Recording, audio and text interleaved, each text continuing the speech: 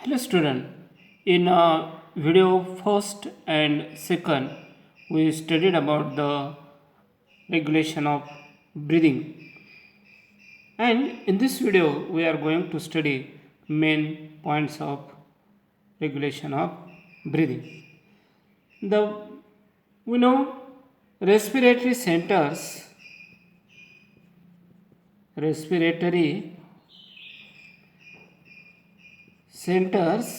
are two, that is medulla oblongata, and second is pons varii. medulla oblongata and second is pons varii. मग पहिला point जो आहे medulla, it shows two centres, dorsal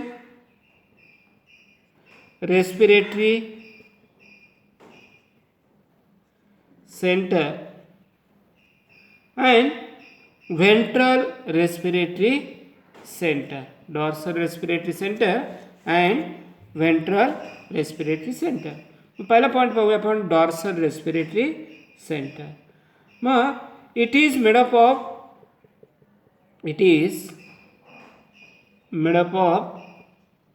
inspiratory neurons कशाने बनलेले आहेत? इन्स्पायरेटरी न्यूरॉन्सने बनलेले आहे. मग याचं फंक्शन काय? तर लंग्समध्ये पुरेशी हवा भरली आहे हा मेसेज DRCला लंगचे स्ट्रेच रिसेप्टर देतं. So it receive message from stretch receptor of lung. कोणाकडून रिसीव करतात? Stretch receptor of lungs, that is sufficient air is filled in the lungs. हा मेसेज तिथून येतो स्ट्रेच रिसेप्टरकडून. आणि दुसरं फंक्शन काय? तर it receives signals from peripheral chemoreceptors by 9th and 10th nerve. It receive message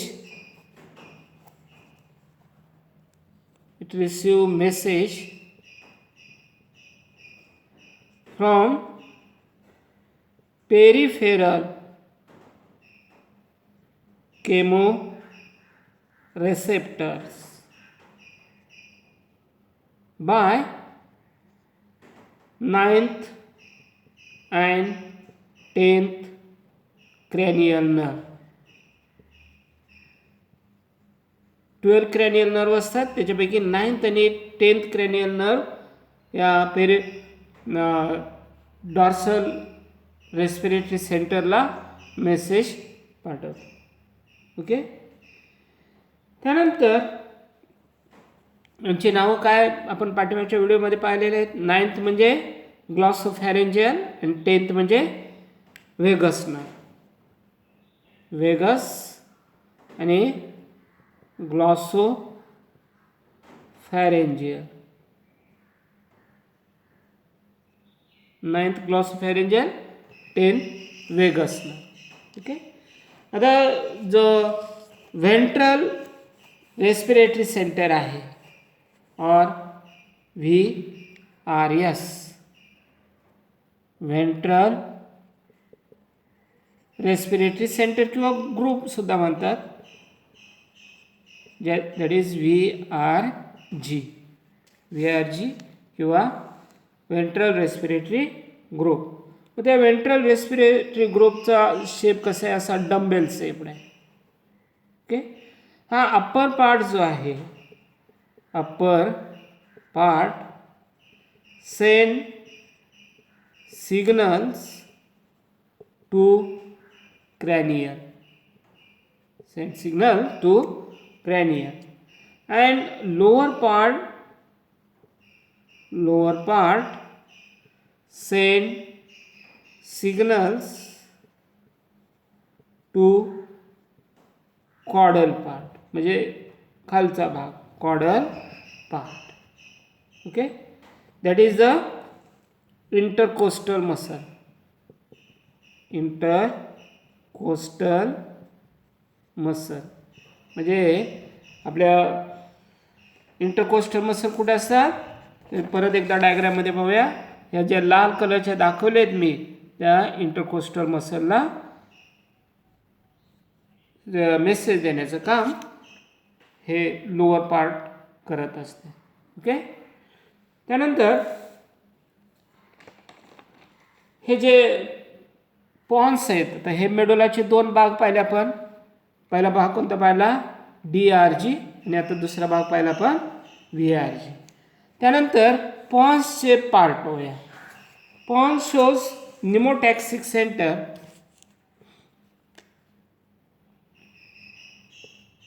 Pons shows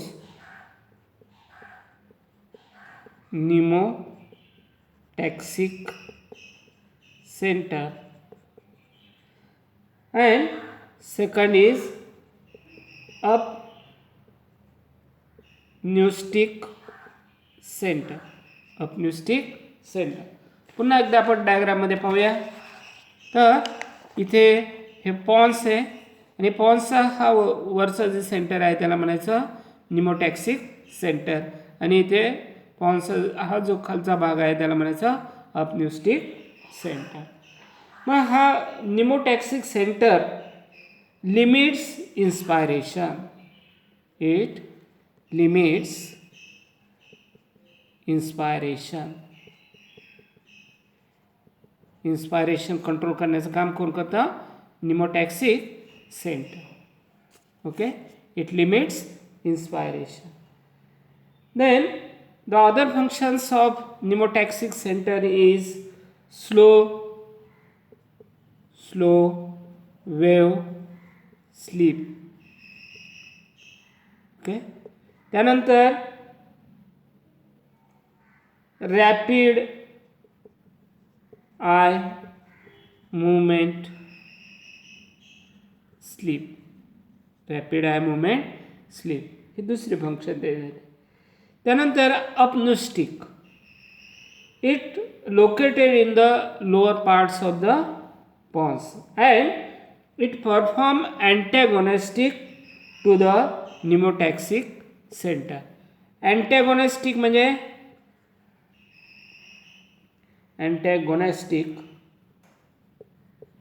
exactly opposite. अँटॅगोनिस्टिक म्हणजे exactly opposite. याने एक काम केलं तर त्याच्या विरुद्ध हा काम करणार. म्हणजे it controls the intensity of breathing. Intensity आता याचं ॲपनोस्टिकचं फंक्शन काय, control intensity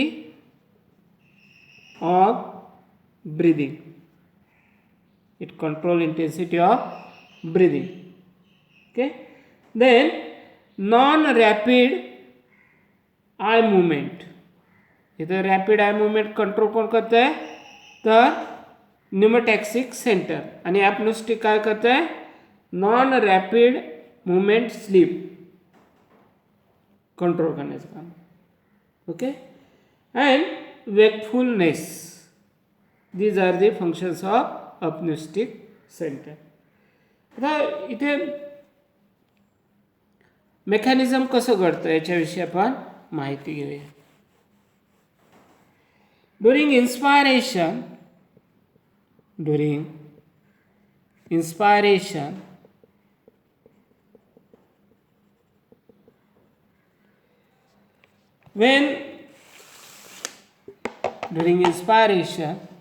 when the lungs expand.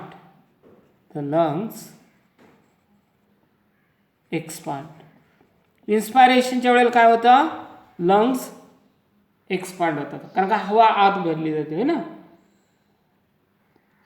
To a critical point, एका ठराविक पॉईंटपर्यंत हवा भरली जाते है ना. द स्ट्रेच रिसेप्टर, मग परत काय होतं, the stretch receptor of lungs are stimulated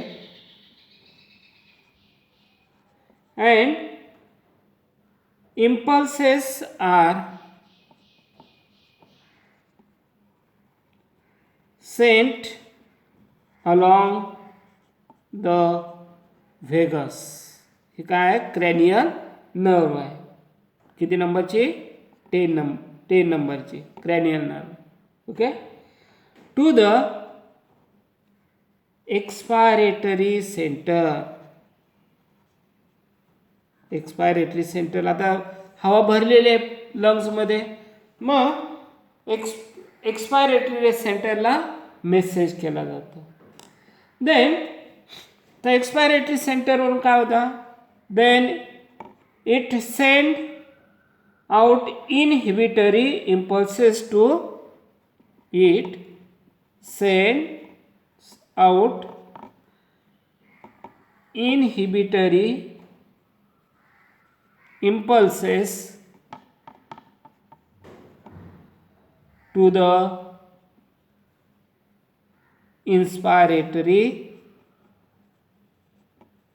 centers.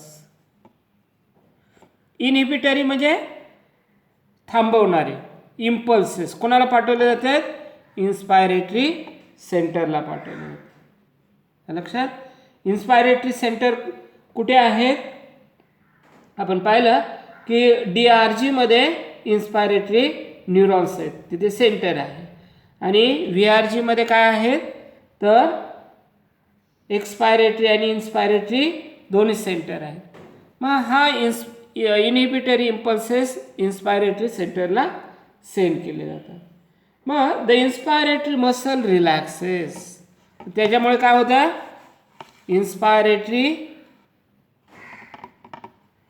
inspiratory muscles relaxes.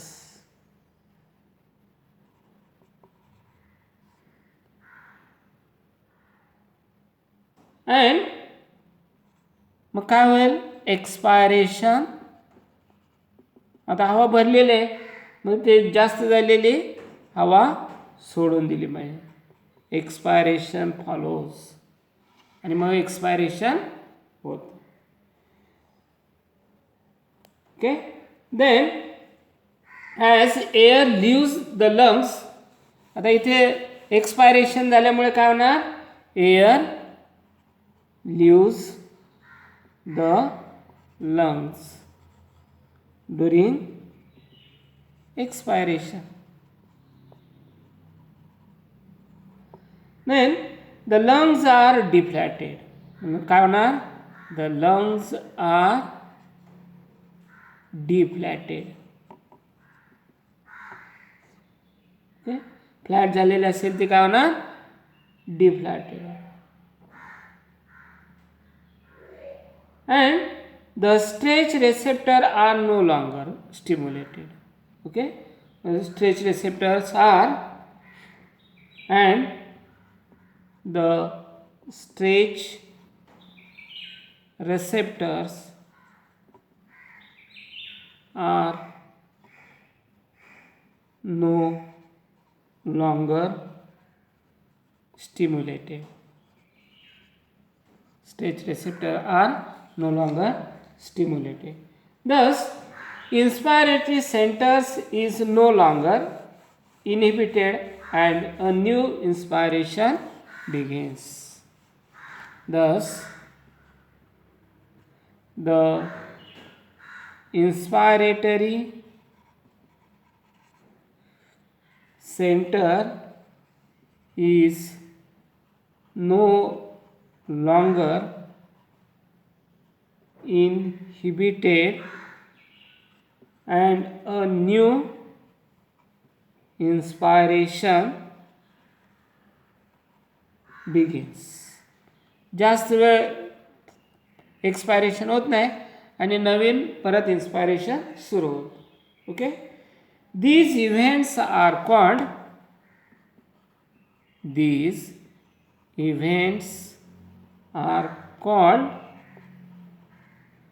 the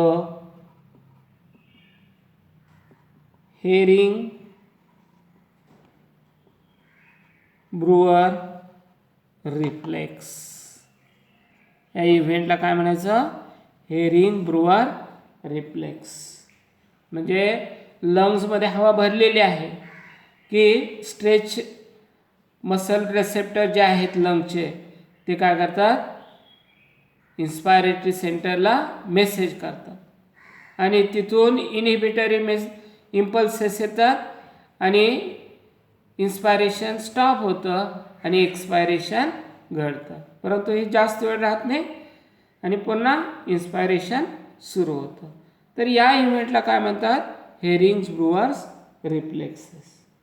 okay, the herring brewer reflex controls the depth and rhythm of the respiration. So it controls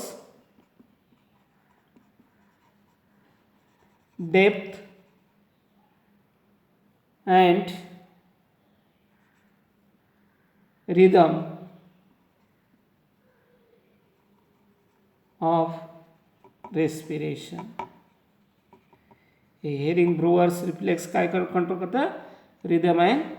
rhythm of respiration, म्हणजे inspiration झालं की expiration.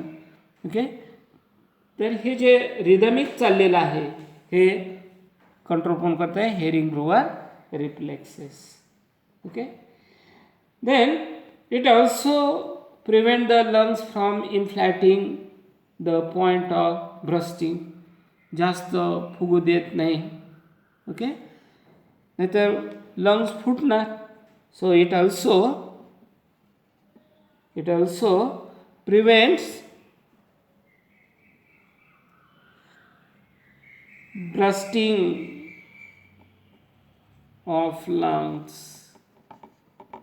It also prevents bursting of lungs.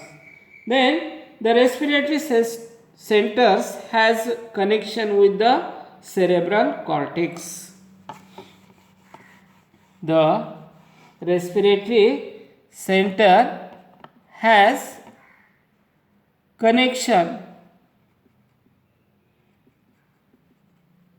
connections with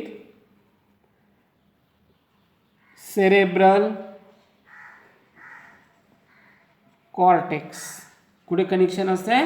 cerebral cortex ला. Okay, which means we can voluntarily change our pattern of breathing. That is, we can change our pattern of breathing. Voluntary control is protective. Voluntary control is protective because it enables us to prevent water or irritating gases from entering the lung, because it enables us to prevent water or irritating gases from entering the lungs. मग voluntary control जे आहे त्याच्यामुळे काय होतं की आपण पाण्यामध्ये समजा पोहतोय तर आपण श्वास रोखून धरला तर लंग्समध्ये पाणी जाणार नाही. त्याचबरोबर एखाद्या ठिकाणी गॅसेस पोल्युशन झालेलं आहे तर त्या ठिकाणी आपण नाकावरती बोट ठेवतो आणि किंवा रुमाल धरतो, ठीक आहे ना, ते व्हॉलंटरी कंट्रोल झाले. But the abilities to stop breathing is also limited by the buildup of CO2 in the blood. मग ही जी ॲबिलिटी आहे आपण स्टॉप करण्याची ती काय आहे लिमिटेड, नाही तर CO2 वाढत जाणार है ना ब्लडमध्ये. So this is about the regulation of breathing. Okay, तर तिन्ही पार्ट व्यवस्थित समजून घ्या म्हणजे तुमच्या लक्षात. थँक्यू.